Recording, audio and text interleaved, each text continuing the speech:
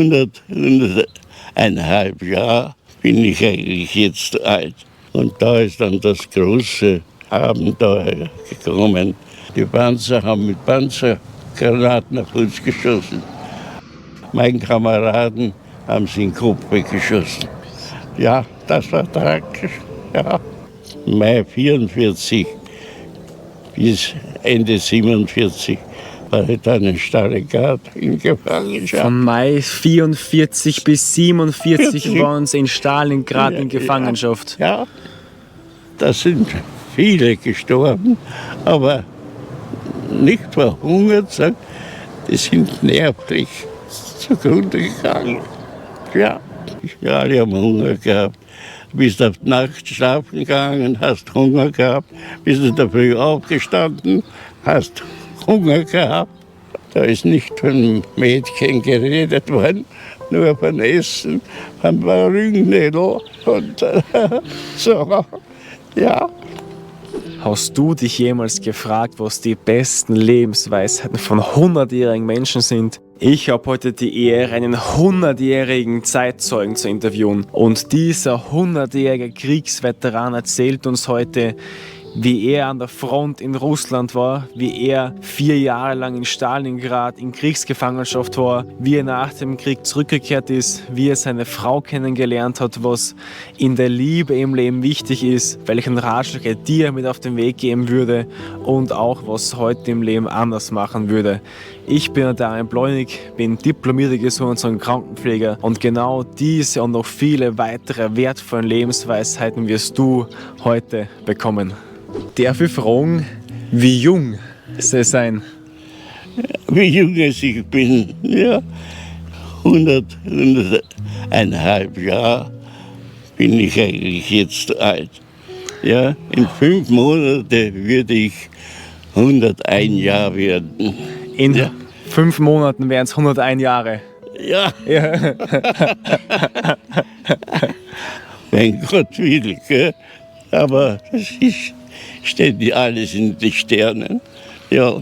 Wie fühlt sich das an, so 100 Jahre jung zu sein? Wie ist das Gefühl? Ja, weil Sie gehen ja noch fleißig herum. Ich denke oft daran, 70-Jährige liegen schon im Bett oder fahren sie in den Rollstuhl und alles. Im Alter, wenn man so benannt ist wie ich, da muss man zufrieden sein.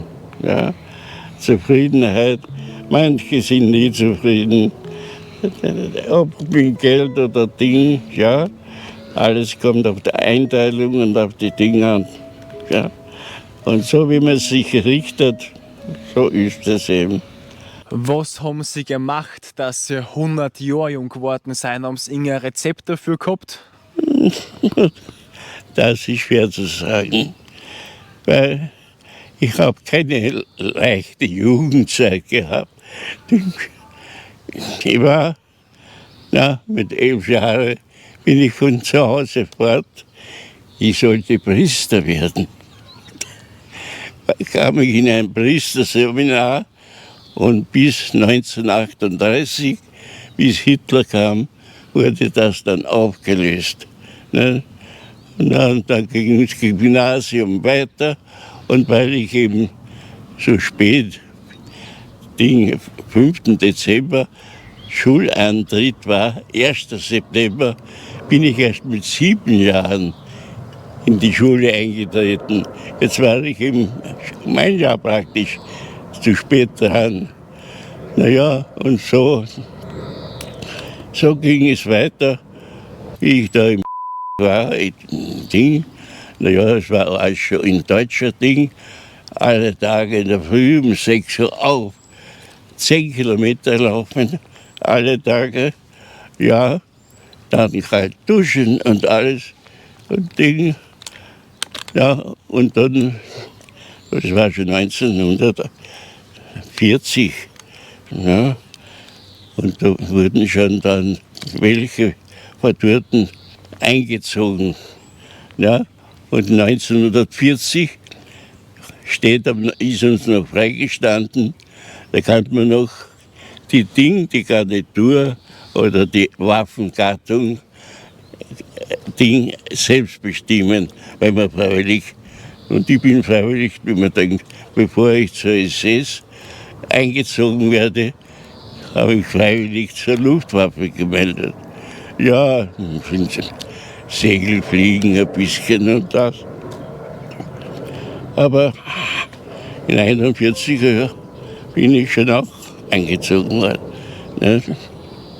Und dann in 42er Jahren, wie die Stalingrad zusammengebrochen ist, und da sind wir dann alle Jungen von der Luftwaffe zur Luftwaffenfelddivision gekommen.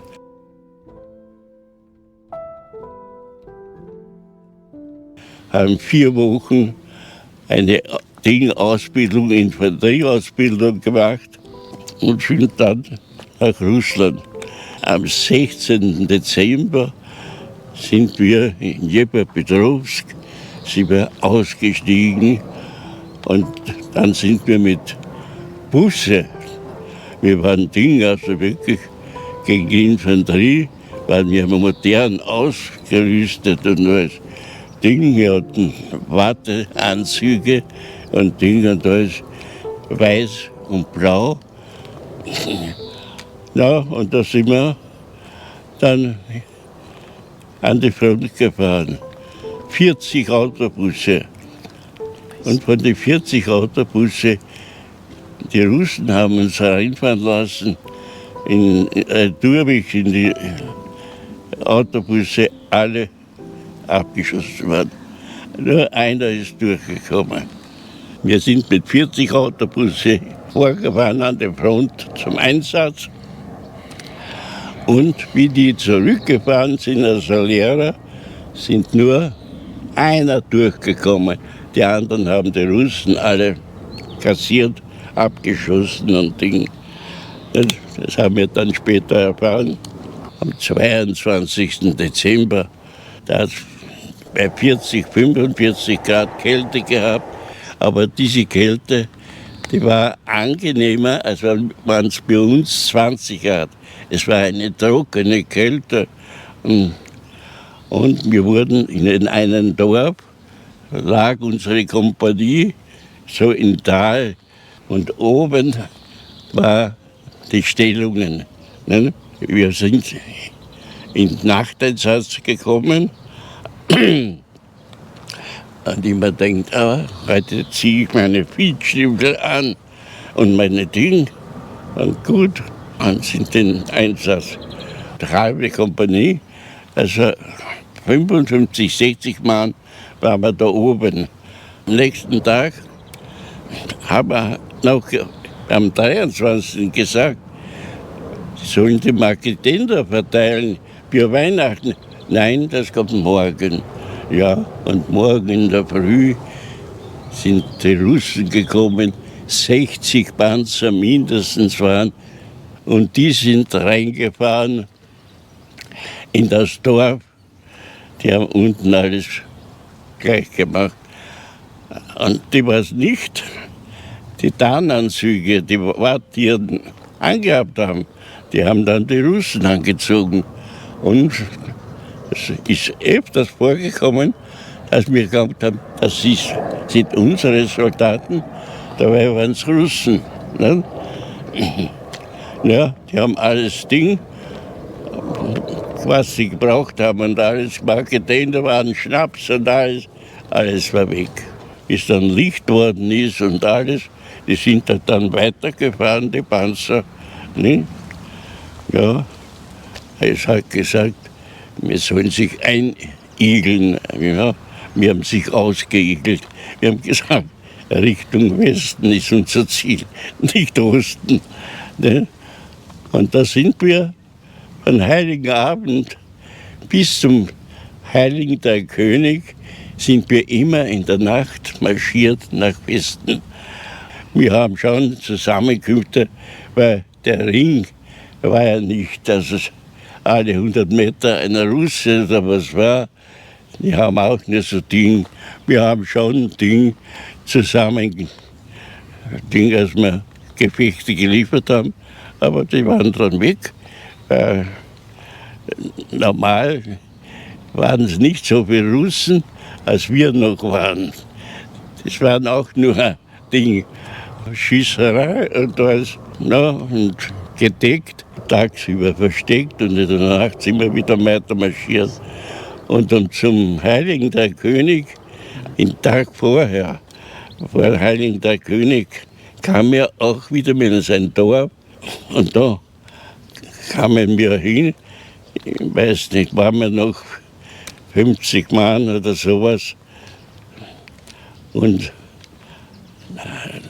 kam das Ding in den Haus, wo wir, also der Häuser-Ding, habe ich gesagt, na, übernachten, hat die russische Frau gesagt, wir sollen ruhig sein.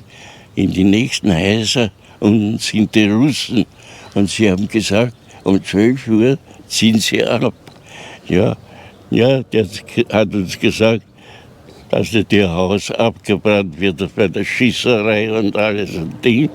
Ja, wir haben uns für Ding ruhig verhalten und natürlich Posten aufgestellt, nichts Ding. Und wirklich um 12 Uhr sind die abmarschiert. Na, und dann in der Früh in einem Dorf ist eine Böschung aufgegangen, 500 Meter. Und da haben die Russen angegriffen. Deutsche haben schon Front gehabt und die Russen haben angegriffen, aber die Deutschen haben sie zurückgeschlagen.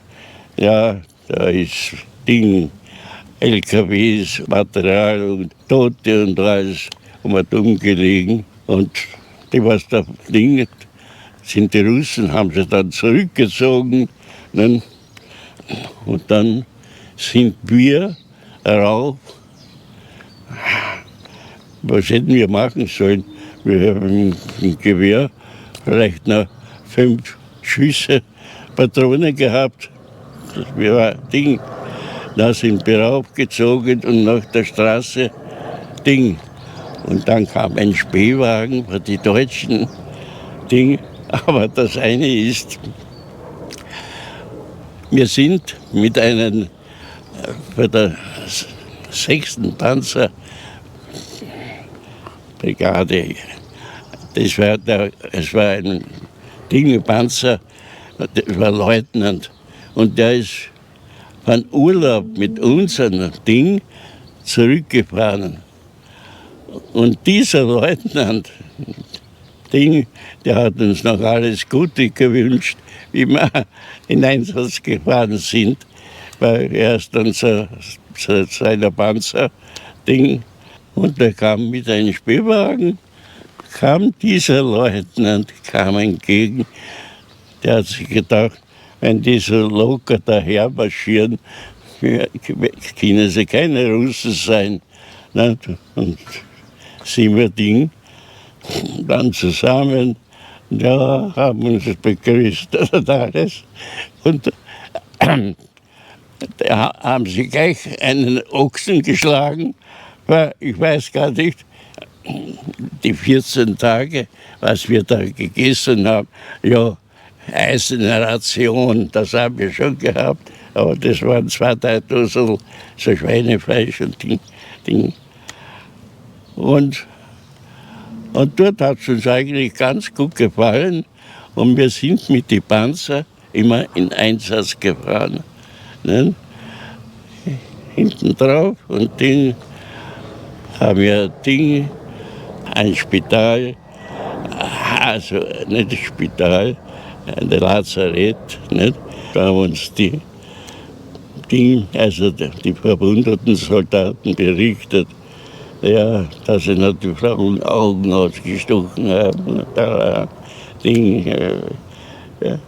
Ja, mit sowas gar nicht vertraut.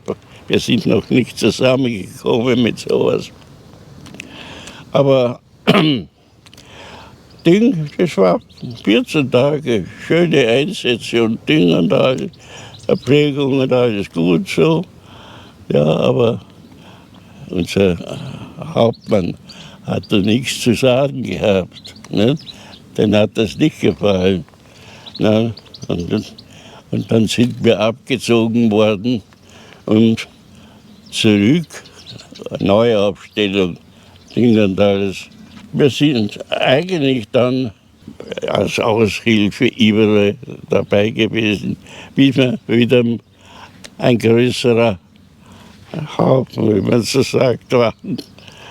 Und da hat es dann geheißen, die Front wird zurückverlegt und da bleibt nur von jeder Kompanie eine Gruppe, 8, 9 Mann, bleibt vorne, dass der Russe, was ist, als geschossen wird, wir sind hier noch da. Aber die anderen haben sich schon in der Nacht, alles war Ding. Das war, ja, im Jänner war das, glaube ich, noch. Die anderen haben sich alle schon zurückgezogen und sind zurückmarschiert. Und wie wir so zurückmarschieren, zu diesem Treffpunkt dort und dort treffen wir uns mit unseren anderen Kameraden. Aber ich musste dringend auf die Seite und kalt war es wie bis ich da Hose und alles, die Tarnanzüge herunter und wieder fertig waren. Das hat mindestens 20 Minuten gedauert. Ne? Ja. Aber unsere sind weiter marschiert, die Gruppe. Ja, jetzt stehe ich alleine da, nichts. Aber da sind schon überall die Infanterie von anderen Abteilungen. Die Straße, wo alle dann zusammengekommen sind und zurückmarschiert. Ja, immer denkt, na, an die Infanterie schließe ich mich nicht an, weil die kassieren dich gleich ein. Und bin so marschiert, kam ein Radfahrer vorbei mit Beiwagenmaschine. Sage ich, Kumpel, nehme ich mit? Ja, der ist stehen geblieben, weil der hat sich, weil es so kalt war, immer beim Motor die Hände gewärmt. Dann, ja, wir sind bestimmt 20 Kilometer zurückgefahren. Und da ist dann das große Abenteuer gekommen. Wir haben in der Stadt Schachtewagen, sind alle in die Häuser rein. Die haben in die Häuser den Feuer angezündet und die alle waren und haben sich gewärmt. Ist einer gekommen und hat gerufen, ist jemand von der Luftwaffenfelddivision und so da. Aber ich habe mich nicht gemeldet. Ich denke, ich hätte mich gern haben. Zuerst seid wir davon und dann da ist eben das Abenteuer losgegangen. Ich bin immer habe alleine und das Einzige ist ja, die Luftwaffe, die hat auch Verpflegungsausgabe und so wie die Infanterie. Aber die waren ängstlicher.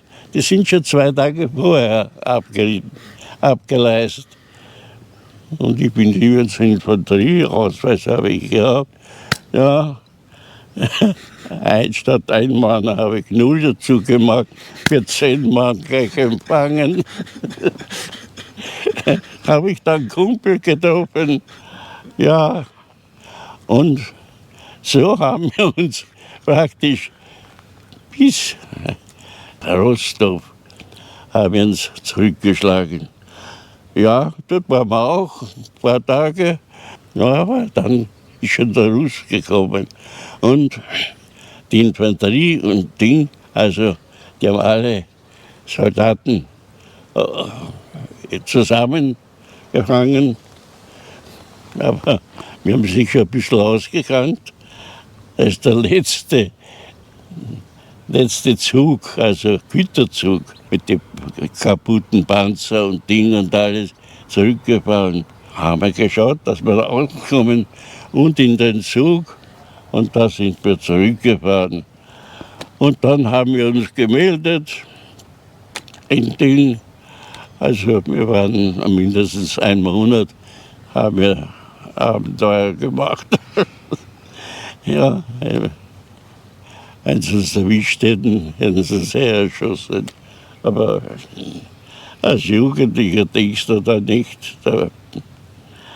Und dann sind wir dort zusammengezogen worden, alle Dinge, und wieder mal eine neue Kompanie gebildet und alles. Und mit dieser neuen Kompanie ist praktisch schon Juni, Juli geworden. Ne?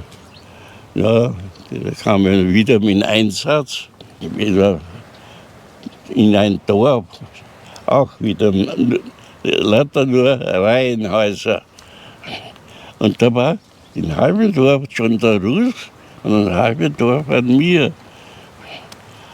Und da haben wir die Stuckers angefordert. Die haben Bomben reingehabt. Da haben wir Glück gehabt.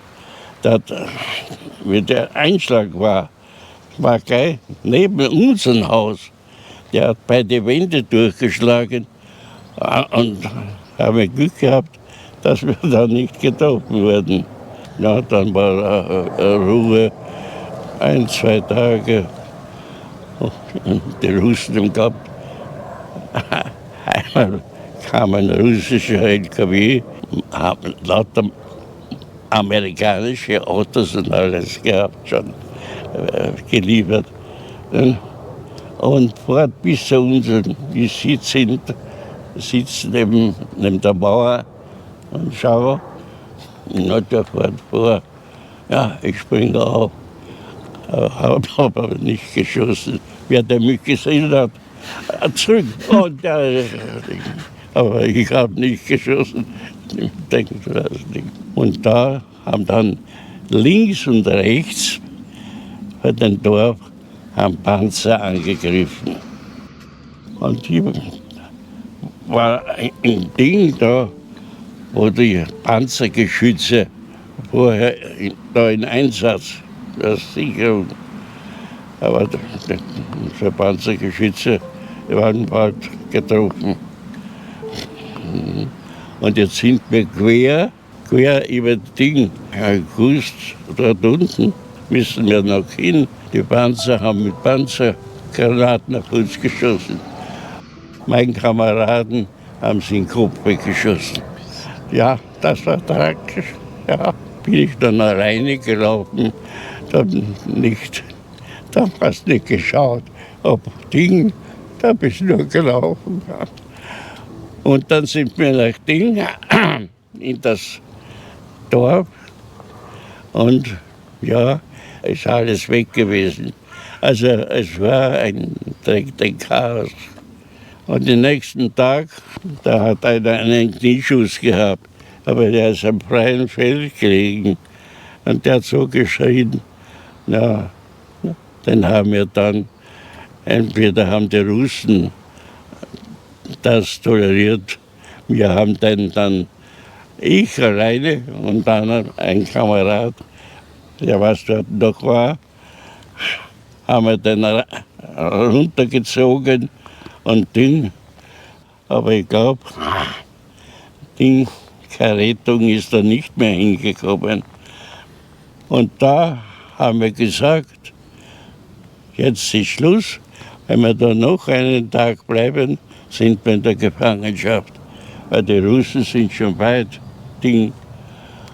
Und da haben wir uns abends aufgemacht, zu zweit. Da hat es nur Leuchtfallschirme hingekommen und Ding und alles. Da, aber wir haben immer Ding. Und wie wir so zurückmarschieren, ja, die Russen sind auch Ding, haben wir 2 Russen gefangen genommen. Wir waren Ding. Und die kommen daher und Ding und sagt, Rucki Wirch. Hände hoch. Ja, die haben gleich wieder weggeschmissen und alles. So. Und wir haben dann die Leuchtschirme, die haben wir gesammelt und wir sind weiter zurück. Und um 5 Uhr in der Früh sind wir an einen Vorposten von Deutschen gekommen. Na, dort haben wir die die die Schirme Leuchtkörper. haben wir uns zum Zudecken genommen und haben ein paar Stunden geschlafen, bis der Vorposten abgewechselt wurde. Und der hat uns dann zurückgenommen in die Ding, in die Kompanie seiner Ding da haben wir zu essen und Ding und da waren mehrere. Und da haben uns die Russen erzählt, sie waren schon einmal in Gefangenschaft, aber sie sind ausgerissen. Ja. Und von dort aus ist dann eigentlich Ding immer zurückgegangen. Ja, es ist immer zurückgegangen. Und das letzte, 43, 44 war das Jahr, in Einsatz gewesen. Da habe ich auch Glück gehabt. Aber in den Schützengraben, aber die waren nur so tief, weil lauter Steine und Ding war. Und da ab und zu war eine Stelle, wo nicht aufgegangen, das Auto oder was durchfahren können. Da hat die Artillerie 17er Ari waren. Die Russen haben das 17er Ari gehabt. Wir haben nur mit den 15er geschossen. Und die haben immer drüben hingeschossen. Kam ein Leutnant und der Oberfeldwebel und hat gesagt, Marsch, rüber.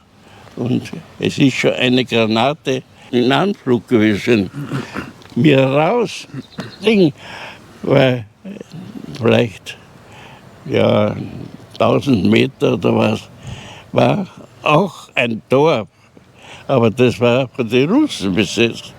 Und da war einer oben, ein Scharfschütze, der hat Einsicht gehabt. Und der Leutnant sagt, ja, raus, Hecht hinein. Und es hat schon eingeschlagen. Da war 5 Minuten so viel Staub, dass gar nicht gesehen hat, was du bist. Na, wie sich der Staub gelegt hat, haben wir gesehen, ich habe gerade drüben dort eingeschlagen, bei uns der Leutnant und der Ding waren unsere Schutzengel. Die waren, hast nichts mehr gesehen von Ding, ja. Na, was waren wir jetzt? Jetzt haben wir gesagt, na ja, da weiter vorn ist ein Bunker, da sind Verwundete. Und wir haben ja so Ding und alles, haben sie meinen Kumpel durch beide Arschbacken geschossen. Der hat ein Ding. Naja, der ist auch gleich sitzen geblieben. Und ich bin weiter dann. Und in dem Bunker waren lauter Verwundete, die was gehen haben können und Ding.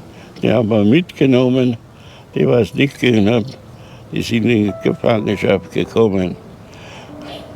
Und da, bei dem Tag, das war in der Früh schon, haben die Granatwerfer, wie ich so gehe und Ding, hat einen halben Meter neben mir, ich war in den Schützengraben draußen eingeschlagen. Ja, ich habe Splitter gehabt, da und Ding, aber habe ich Stadium aufgehabt und Ding, bin verwundet worden. Und da, Ding, Wasser, ja, und da ist Wasser gestanden. Und dann das haben wir getrunken, weil wir Durst gehabt haben. Und da habe ich dann Diphtherie bekommen.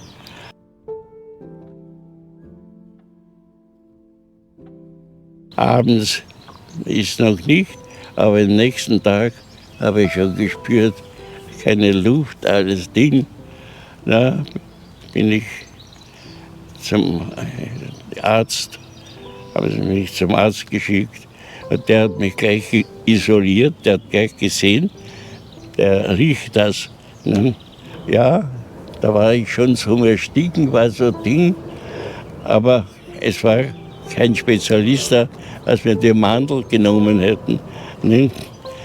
Ja, jetzt hat mir die Schwester gesagt, wie das rote Zeug geheißen hat, Ding festgurgeln und die festgegurgelt. Und dann habe ich wirklich wieder Luft bekommen und alles. Und im Früh ist dann besser geworden. Aber da sind wir schon verladen worden auf die Dinge, auf die Züge. Lauter Viehwaggons waren ja nur. Aber ich war in einem Ding ganz allein drin, um andere nicht anzustecken. Ja, und da sind manche bis nach Wien gekommen.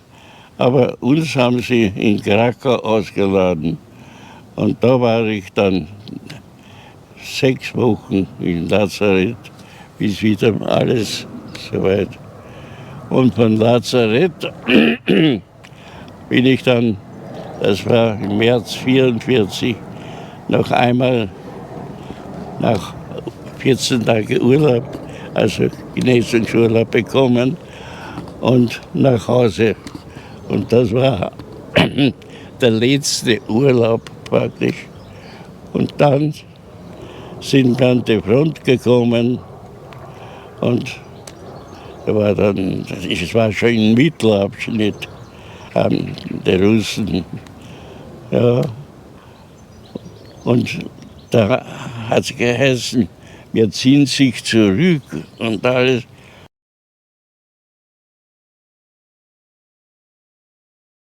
Da ist der General neben mir gelaufen und alles und Ding. Ja, und es hat in der Nacht, er hat immer gesagt, ruhig sein und das.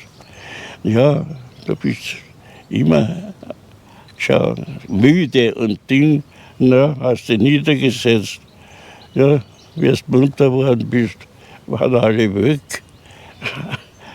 Ist nur ein kleiner Haufen, die haben nicht verständigt. Waren alle weg und wir sind Ding.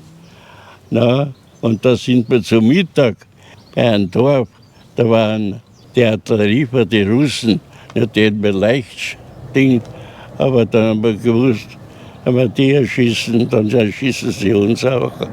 Dann, da mussten wir ungefähr 1 Kilometer frei übers Feld bis zum nächsten Wald laufen. Ja, wir haben den Wald erreicht, die haben geschossen.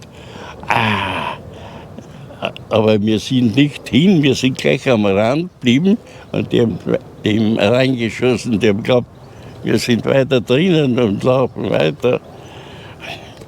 Und dann sind die Russen, ja,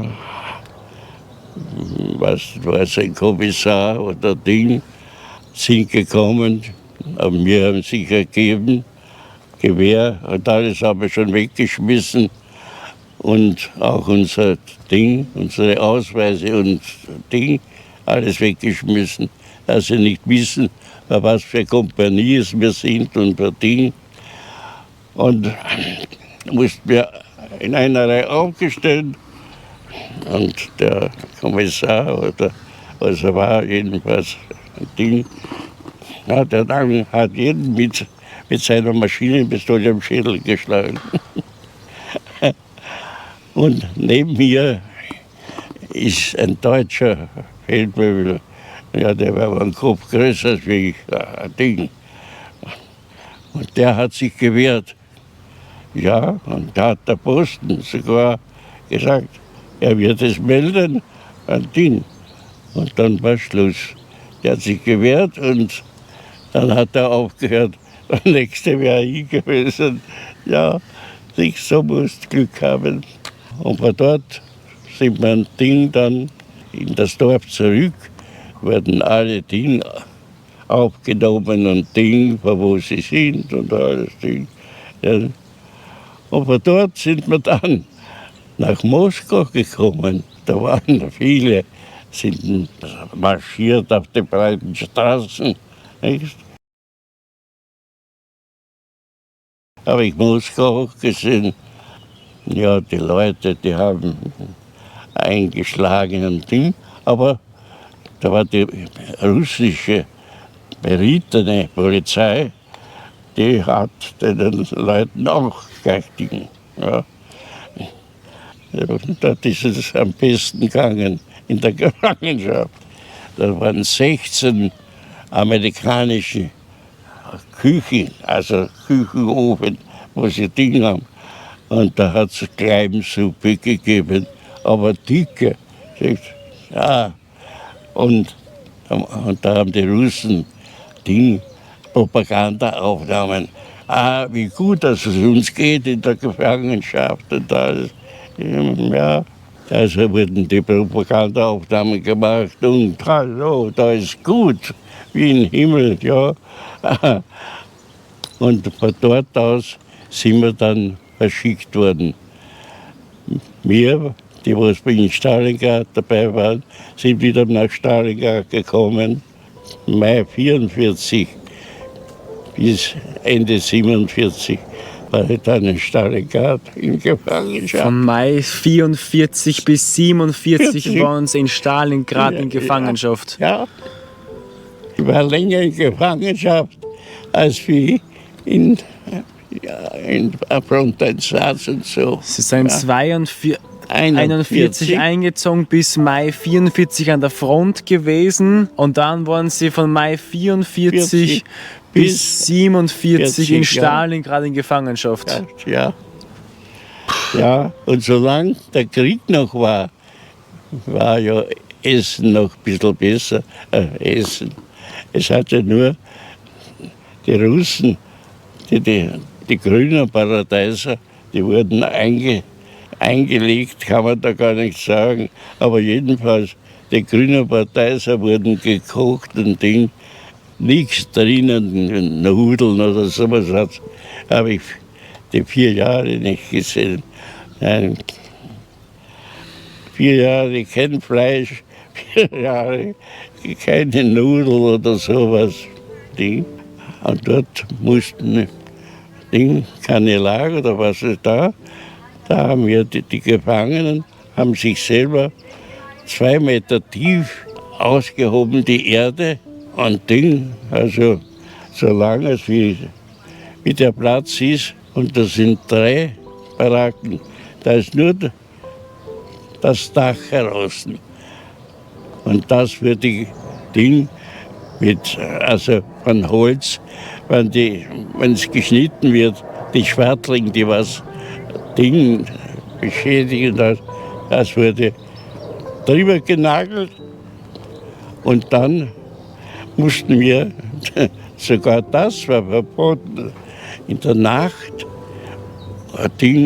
Gras und alles zusammen und mit der Erde wurde das dann nass und getreten, als wir Leim oder und das wird dann drüber und wenn das hart war, ist Regen ab. Aber wir haben von Mai bis Ende Oktober keinen Regen gehabt. Das war das eine Gute. Wir mussten ja immer draußen schlafen. Auch im Winter? Was? Auch im Winter draußen schlafen? Ja gut. Am Tag war es heiß, in der Nacht war es kalt. Keine Strohsäcke, nichts, gar nichts, keine Decken, nichts. Nein, bist nur auf den Blättern gelegen und dass da auf beide Seiten schon Hornhaut gehabt. Ja, am Anfang, wie du noch besser benannt warst, da sind wir dann arbeiten gegangen und und bei der Arbeit, da in Russland ist nur noch ein Stachelhof-System gegangen. Das immer mindestens 100% haben müssen.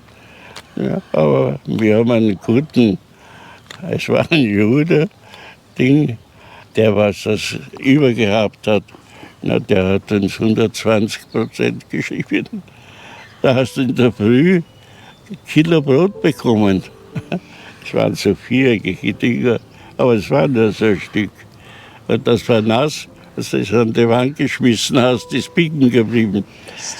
Aber du hast in der Früh alles gegessen, was uns Samstag vielleicht. Ja, alle haben Hunger gehabt. Du bist auf die Nacht schlafen gegangen, hast Hunger gehabt, bist in der Früh aufgestanden, hast Hunger gehabt. Da hast du in der Früh alles gegessen, den ganzen Tag nichts. Und abends, wenn wir wieder zu Hause gekommen sind, hat es das Ding Erbsensuppe gegeben.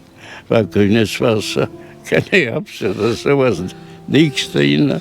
Und da hat die Dosen da, die wurden abgeschnitten auf so kleine Dinger. Und so viel Kascha hast du bekommen. Das war das einzige dicke Brot, hast du nichts mehr gehabt. Naja, das hast du gegessen. Und da sind viele gestorben, aber nicht verhungert, die sind nervlich zugrunde gegangen. Ja, da bist du eigentlich ein Einzelgänger geworden. Aber alle haben nur, da ist nicht von Mädchen geredet worden, nur von Essen, von Rügnädel und so. Ja. Ja, aber wir haben es ausgehalten. Im Winter habe ich in einem E-Werk gearbeitet. Da musste ich die Rohre mit Schamot und alles verschmieren und alles, dass die Wärme aber mit Gasfolie, dass du immer Gasfolie nimmst. Es hat nicht mehr gekratzt, aber warm war es. Da war es immer warm. Ja, und haben es überstanden. Aber das eine habe ich noch vergessen. In 46er Jahren, da sind die Ungarn und die Italiener nach Hause gefahren. Und da hätten auch Österreicher, die Gebrechlichen und Kranken, die hätten sie abgeschoben. Die hat alles Ding, aber ich war immer noch zu stark. Du musstest nackt aussehen. Ja, wenn du am Propschen noch ein bisschen Ding hast, ist nichts gewesen. Aber eine Schwester, der habe ich schon öfters Ding geholfen und das, der hat gesagt, ich soll morgen zu ihr kommen. Ja, bin ich zu ihr gekommen und sie hat mich geschrieben, okay, aber leider der Transport ist nie stattgefunden. Dienstag hätte er so kommen, keine Waggons, das Ding. Am Freitag hat es geheißen und dann war nichts. Und so war die einzige Chance, früher nach Hause zu kommen, auch vorbei. Bevor wir nach Hause gefahren sind, habe ich an der Wolga gearbeitet. Da wurden die Schiffe von Sibirien und überall haben sie das Holz hergebracht. Auf der Laufbahn wurden die Stämme rauf und wurden geschnitten. Und wir oben zu zweit mussten immer das Holz wegräumen, was wegfällt, und dann die Dinge und das schlicken. Wir sind da gar nicht nachgekommen. Das ist so hochgegangen. Ja, haben wir ein Ding, eine Latte reingestickt, hat sie das gespießt und Ding. Wenn es uns erwischt hätten, wäre das Ding 25 Jahre gewesen. Aber ja, dann haben wir uns ein bisschen ausgerastet wieder. Und ja, bis zum letzten Tag waren wir in der Wolga. Endlich waren wir dann im Güterzug einmal nach Hause. Eine große Hoffnung. Aber da sind wir 3 Tage gestanden im Güterzug. Aber ging nichts weiter. Ja, endlich ist das Ding und das. Und nach der Hausefahrt in Sabaroschi, das war beim Vormarsch, habe ich das Ding, dann waren wir dort, sind wir auch wieder gestanden, nichts zum Trinken und ich habe gesagt, ja, ich weiß, wo der Brunnen ist. Na, sind wir hin, Kamerad und ich sind wir hin, haben das Wasser geholt und das, wie wir zurückkommen, ist Zug weg. Ja. Und wenn Zug weg war und du bist wieder zurück ins Lager gekommen. Na, jetzt Russisch so ein bisschen haben wir schon sprechen können. Haben wir den einen gefragt, wo der Zug ist. Da hat er dann gesagt, er ist um 20 Gleise weiter, das Ding. Und dann, ja, wir haben dann gefunden, aber dann sind wir beim Waggon nicht mehr weggegangen. Ja, und da waren wir dann an der rumänisch-ungarischen Grenze, waren wir in den Sammellager und dort mussten wir auch immer noch arbeiten gehen. Ja, und da ist gerade unsere Gruppe, die wir nach Hause fahren. Ja, haben sie uns ein Ding, wir haben uns nach Hause gemacht, schnell. Bin ich noch mit Glück dazugekommen, also sonst wäre ich noch 14 Tage da länger dort geblieben. Im November sind wir dann nach Wiener Neustadt gekommen. In der Wiener Neustadt haben wir den Entlassungsschein bekommen und alles. Ja. Und von dort sind alle dann Ding. Also ich bin nach Wien gefahren, ja, aber abends, da ist ja nur in der Früh einer, ich bin ja zu Hause gewesen, in der Früh einer Zug reingefahren und abends einer raus, also ganze Nacht ist sich keiner. Jetzt haben mich auf eine Bank hingelegt und alles und da ist dann mein Schwager gekommen und meine Schwester in Wien im 2. Bezirk sind wir zur Schwester, dort haben wir übernachtet. Nicht? Und in der Früh bin ich dann nach Hause gefahren. Da war ich 4 Wochen zu Hause und dann bin ich, das habe ich ganz vergessen, bevor ich einrückte, die 3 Wochen oder 4 Wochen, als ich da zu Hause war und gewartet habe, war ich auf der Post noch. Und jetzt bin ich wieder zur Post hin. Ja, die haben sowieso Leute gebraucht und alles wieder da und bin als Postler dann. Und ich bin nach gekommen. Und da habe ich meine Frau kennengelernt. Und die war das nächste Ortschaft. Ich hätte Postmeister werden können und Ding, aber da konnte ich wieder eine ganze Woche nicht nach Hause fahren. Das war ein ne?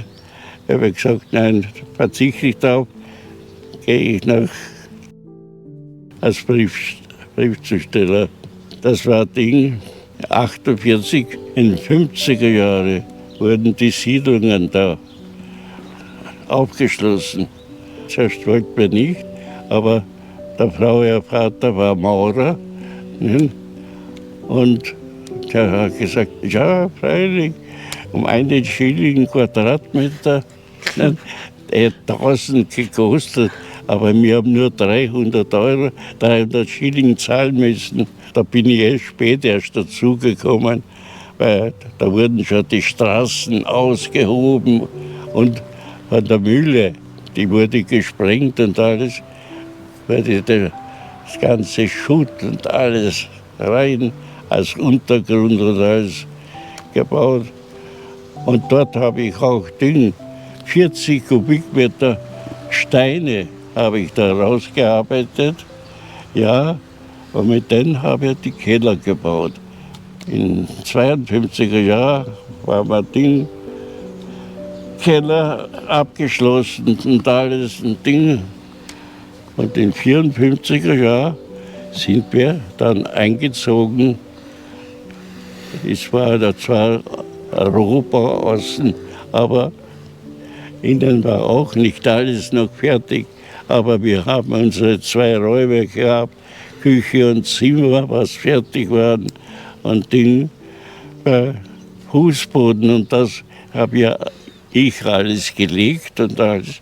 Ne? Aber wird gesehen, es ist ein Aufschwung. Da hast du mit Freude gearbeitet. Ding. Und Urlaub, naja, Urlaub ist die ersten paar Jahre nichts gewesen. Ne? Aber im 55er Jahr sind wir schon dann in Urlaub zu den Bauern. Ding. Ja, da haben wir bei der Post, habe ich da einen Mercedes 180 gekauft, 20.000 Schilling hat gekostet. Natürlich habe ich nicht so viel Geld gehabt. Die Tante hat uns Ding und ich habe monatlich abgezahlt und alles. Ja, war ein schöner Direktionswagen, schwarzer Mercedes und alles. Wir sind zwar dann alle Jahre in Urlaub gefahren, aber natürlich pompös war das nicht. Aber wir waren in einer anderen Gegend, Luft und alles und Ding. Ja, und so ist dann eins zum anderen. Ich habe die Garage gebaut, ich habe das gebaut, ich habe oben alles ausgebaut. Ja, wie wir dann in Haus schon gewohnt haben, mein Schwiegervater habe ich mitgearbeitet. Ich konnte schon wie Maurer richtig arbeiten und das und Dinge. Und fein verputzen habe nur ich getan. Schwiegervater sagt, das sind Blasen. Also nicht schön verrieben. Ja, habe ich fein verputzt, habe alles ich verrieben und alles schön. Ja, und so ist halt von Jahr zu Jahr besser geworden. Richtig fertig bin ich erst worden, wie ich in Pension gegangen bin. Darf ich vielleicht fragen, so, was ist in der Liebe wichtig, in der Ehe?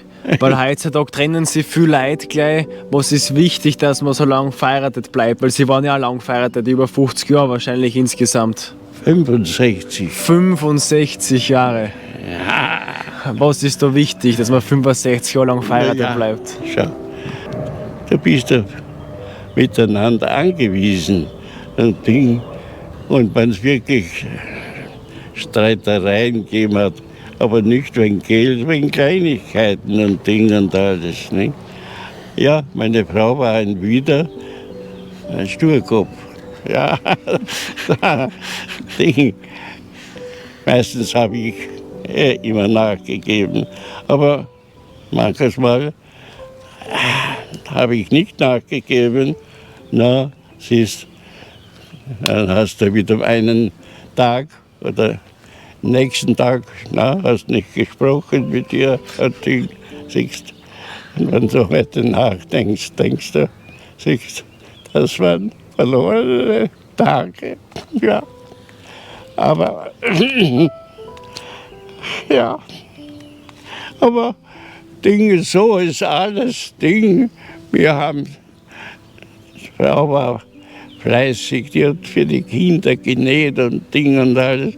Und wir haben keine Schulden gehabt. Wir haben bei der Landesregierung 20.000 Schilling und wir haben immer alles bezahlt und das. Und ich habe von Anfang an die Finanzen geführt. Ich war nämlich 30 Jahre auf der Gemeinde Kassier als Nebending. Ja, und ja, dann, wie schon alles so fertig war, ja, dann hast du Geld gehabt, hast dir was erspart und alles. Aber also ich war mit der Frau 65 Jahre, wir haben die eiserne Hochzeit gefeiert,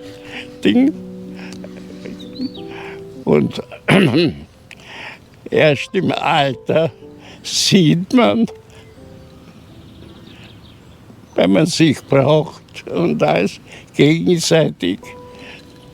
Das ist nicht sagen, naja, nein, ich habe meine Frau gepflegt und alles. Ja. Das heißt, Gegenseitigkeit und Zusammenhalt ist ganz was Wichtiges, wenn man in einer Beziehung ist, Ja. generell im Leben. Ja, und so haben wir uns alle Jahre, wir haben gespart und dann, wenn wir was kaufen wollen, haben wir verhandelt. 3% mussten immer drin sein, ja, haben das bezahlt. Und um die 10% hast du wieder vielleicht eine Kleinigkeit kaufen können. Ein Schulden oder sowas. Wir waren immer am Laufen. Ich führe heute noch Buchhaltung und und alles. Konto und Bargeld. Auf jeden Cent das ist sage ich rein und alles ja.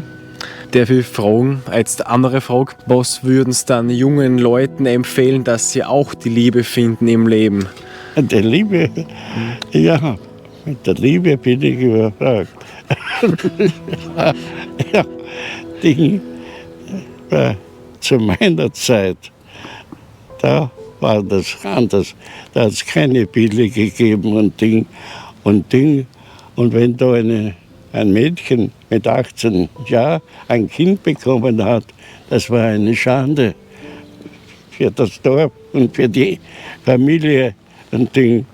Heute ist das ganz okay. Und die Zeit hat man sich geändert. Und da kam ein Bursch nicht so leicht zu einem Mädchen. Die waren standhaft, weil sie immer gedacht haben, nein, hätten sich auch dann.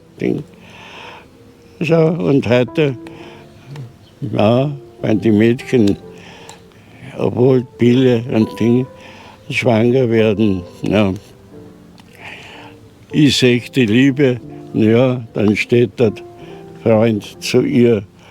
Aber der meistens sagt dann, nein, ich bin nicht der Vater und lassen. Und wenn da auch noch die Eltern nicht sich um das Kind dann kümmern, ja, dann gibt es eben schwere Tage. Ja. Aber es ist heute ein leichtlebiges Leben. Es ist heute. Nein, die Kinder haben in der Schule keinen Respekt mehr von Lehrern und überall. Und jetzt, wenn du so schaust, alle Tage Messerstechereien, Diebstähle und weiß was alles Ding ist. Es schaut wirklich nicht schön aus. Nicht? Aber das Leben geht weiter. Gell? Was ist wichtig im Leben? Leben. Oder was war Ihnen wichtig? Welche Werte sind wichtig? Ehrlichkeit, Disziplin, was ist da wichtig? Ja, Ehrlichkeit und Disziplin, das sind sehr wichtig. Ja, und in der Liebe schätze ich die Treue. Das ist wichtig. Man muss sich auf einen Menschen verlassen können, in dick und dünn. Und wenn das zerbricht, dann hat das Leben, ich weiß nicht, ob ein zweites Mal auch so glücklich sein kann. Das ist die Frage. Ja, aber manche sind so Michel Gladwig. Naja, nehmen es, wie es kommt. Ein Ding, ja. Das ist aber nicht jedem gegeben. Gell? Dann, ja. Das heißt, Vertrauen in einen Partner und ins Leben vielleicht da ist ganz was Wichtiges. Was? Vertrauen. Das Vertrauen, ja, freilich. Vertrauen, das ist ein Ding. Es suchen ja heutzutage viele Menschen das Glück im Leben irgendwo. Haben Sie ein Rezept, wie man das Glück im Leben findet? Ja, das Glück im Leben ist ein Vogel. Ja, da musst du denken, wenn du eben die richtige Frau erwischt hast, dann wirst du glücklich sein und wirst du auch denken, da ist Vertrauen da und die Hoffnung da. Wie es so schön heißt, die Liebe und die Hoffnung stirbt nie.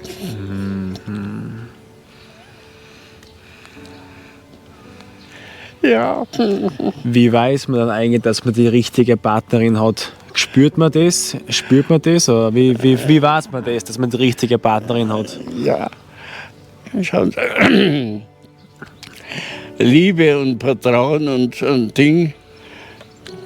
Ich hätte schon viele Chancen gehabt. Frauen, erst nicht mit der Zusteller, mit der Post. Frauen haben mich mit Hemd, Schlafhemd empfangen, hast da mal reingesehen, unten rausgesehen. Und Ding. Ich bin nur das erste Mal rein. Das zweite Mal bin ich schon im Türstock stehen geblieben und habe beim Unterschreiben müssen. Ich muss sagen, also ich bin stolz, ich habe meine Frau nie betrogen. Ja, freilich, wenn du eine schöne Frau siehst und und alles, denkst du, Mensch, das wäre ein Floh im Bett. Aber das sind Träume, gell? Und das sind Schäume. Ja, aber nein, der Ding. Ja, das ist wichtig. Da steht sich erst raus, die richtige Liebe. Wenn so Ding, ich habe sie. Ja, und jetzt ist meine Frau schon 9 Jahre gestorben. Hätte man nie gedacht, dass ich sie so lange überlebe. Da sitze ich oft am Schreibtisch und grüble so dahin. Und dann kommst du zum Schluss und denkst, musst du sagen, hast doch du im Leben alles richtig gemacht? Nein, man muss leider sagen, auch nicht. Ich habe nicht immer alles richtig gemacht. Was mir heute leid tut. Aber es ist nicht mehr zu ändern. Also ich denke, ja, bei meiner Frau hätte ich so nachgeben und und alles. Ja, aber heute ist es zu spät. Das heißt, das würden Sie gern vielleicht mal anders machen, auch nicht, wenn ein Tag einmal Streitigkeiten waren, dass man dann gleich wieder zusammenfindet. Ja, dann ist selbst die Frau immer gekommen und und alles. Ja, und dann war wieder mal alles gut und alles, aber siehst, es sind lauter verlorene Tage in deinem Leben, ja. Aber ich glaube, Sie haben 99% immer alles richtig gemacht, sonst wären Sie nicht heute da. Und ich habe es jetzt kennengelernt, 1 Stunde glaube ich mittlerweile schon. Und ich kann, was ich sagen, mich glaubt, Sie haben sehr viel durchgemacht, sehr schwere Zeiten durchgemacht. 3 Jahre im Krieg an der Front, 4 Jahre in Stalingrad in Gefangenschaft. Alles aufgebaut nach dem Krieg, alles zerstört gewesen, Österreich wieder aufgebaut, durchgemacht, die Frau kennengelernt, da alles aufgebaut, das Haus alles aufgebaut, fest gearbeitet, Gemeinderat, Kassier gewesen, Seniorenbund, Obmann waren sie, ja. Jetzt haben sie uns die Ehre gegeben, dass sie uns das Lebensweisheit mit uns teilen, ja. Also, ich muss sagen, ich habe unglaublichen Respekt. Gänsehaut habe ich die ganze Zeit gehabt, bis sie geredet haben, ja.